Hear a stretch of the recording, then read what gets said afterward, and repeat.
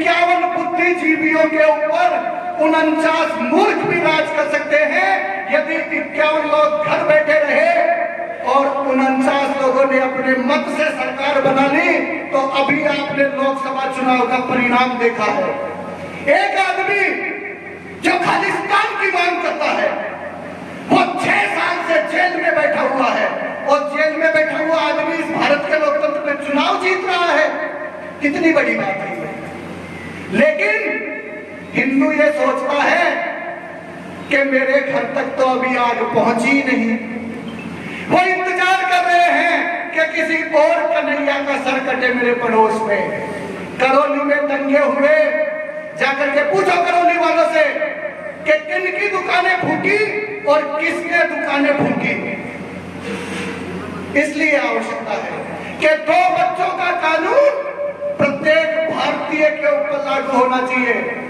हम किसी के विरोध की बात नहीं करते, हम किसी के खिलाफ नहीं हैं, लेकिन ये आपको सोचना पड़ेगा कि आपकी आने वाली जो पीढ़ियां हैं वो सुरक्षित रहें, ये गौ माता सुरक्षित रहे, सनातन धर्म और संस्कृति सुरक्षित रहे, आपकी बहन बेटियां सुरक्षित रहे। और यदि आपको इस विषय में शक लगता है तो पास में ही है आप लोगों के मेवात। मैं नहीं कहता कि आप बंगाल जाकर के देखें, मैं ये कभी नहीं कहता कि आप आसाम जाओ, आप कर्नाटक जाओ, आप हैदराबाद जाओ, आपके पास में मेवात है। मेवात में जाकर के पूछो। आप लोगों ने अखबारों में और टीवी चैनल्स में पढ़ा होगा, महाराज श्री जब इस देश का बंटवारा हुआ था जाति और धर्म के नाम पर, उस समय पाकिस्तान में 32% हिंदू थे। उन्हें धरती खा गई या आसमान निकल गया? वो सिर्फ आज 1.5% ही कैसे बचे हैं पाकिस्तान में? कहां चले गए वो? क्या हुआ उनके साथ में? कभी पूछा जाकर के?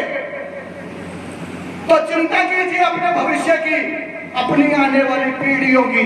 इसलिए जनसंख्या समाधान फाउंडेशन पूरे देश में ये मुहिम चला रहा है, ये मांग कर रहा है कि माननीय मोदी जी, सत्ता तो आएगी और जाएगी। कल राज कोई और कर रहा था, आज आप कर रहे हो। परिस्थितियां बदलेंगी, राज हो सकता है कल को कोई और करे, लेकिन आप ही का बच्चा सरपंच बने, आप ही का बच्चा प्रधान बने, आप ही के घर में से कोई एमएलए और एमपी बने।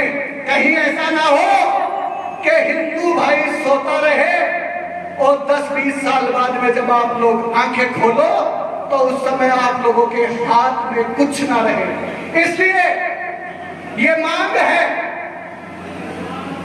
कि मोदी जी समस्त भारतीयों पे बिना किसी भेदभाव के, ना जाति ना समाज, सब पर 2 बच्चों का कानून लागू करो। 2 बच्चों का कानून।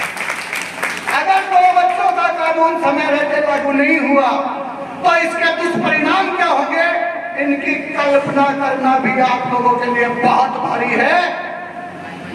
आपको नींद तक नहीं आएगी रात में। कल्पना करके देखना, या फिर बंगाल जाकर के और 5-10 दिन रह के आ जाओ, आप लोगों को पता चल जाएगा कि परिस्थितियां कहां जा रही है देश की। हम विकसित भारत 2047 की बात कर रहे हैं और दूसरी तरफ 2050 तक कुछ लोग ये सपना देख रहे हैं कि लोकतंत्र में बस एक ही काम करो, 4 बीबी और 20 बच्चे पैदा करो और इस लोकतंत्र को अपनी मुट्ठी में लो, फिर सरकार हमारी होगी, प्रशासन हमारा होगा।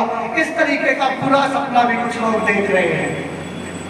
इसलिए ये आप सब लोगों की जिम्मेदारी है। और मैं आप लोगों को बता देना चाहता हूं, 1 मिनट की बात हो कि महाराज आज हमारे इस देश में जो संसाधन उपलब्ध है, आपके जो उपलब्ध गोधन है उससे मात्र इस देश की 65% आबादी को आप दूध दही छाछ दे सकते हो।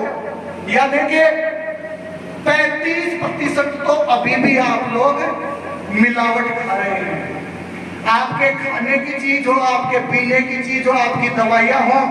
और एक सर्वे में ये आया 10% के आसपास आबादी यदि यही मिलावट रही तो कैंसर रोग से पीड़ित होगी। आप लोग परिणाम भी देखते हैं, पलक झपकते ही लोग मर जाते हैं। बोला क्या हुआ साहब, फटेगा वो साहब, मोदी जी का इंजेक्शन को, रिएक्शनों को किसी पे तो डालना ही है, जाने वाले का अपने को। तो ये परिस्थितियां हैं, इसलिए आप लोग यहाँ मंदिर में हो, भाई ईमानदारी से बताना आप लोग सही सच सच ये 2 बच्चों का कानून बनना चाहिए या नहीं बनना चाहिए? हाथ खड़े करके बताओ एक बार। बनना चाहिए ना? आवश्यक है ना? 2 बच्चों का, युवा साथी बैठे हुए, आप लोगों को क्या लगता है, बनना चाहिए नहीं बनना चाहिए? बनना चाहिए ना? तो आप सब लोगों के चरणों में, आप सब लोगों से मेरी विनती है कि इस देश भर में बहुत लंबे समय से जन जागरण अभियान चलाया जा रहा है, ये मांग करी जा रही है। आज इस पावन और पवित्र धाम से राजस्थान प्रदेश का संयोजक होने के नाते, पूरे प्रदेश की जिम्मेदारी होने के नाते मैं आपका यहाँ का स्थानीय हूँ। मैंने इस पवित्र धाम से एक चिट्ठी मोदी के नाम कि मोदी जी को एक पत्र हर घर से हम भेजें कि मोदी जी आप 2 बच्चों का कानून लाइए। तो इस मांग का आप समर्थन करते हैं? जय घोष से बताना, मैं समझ जाऊंगा समर्थन है, या अभी भी हिंदू सोया हुआ है। भारत माता की, भारत माता की। बहुत बहुत धन्यवाद। जय हिंद, जय भारत।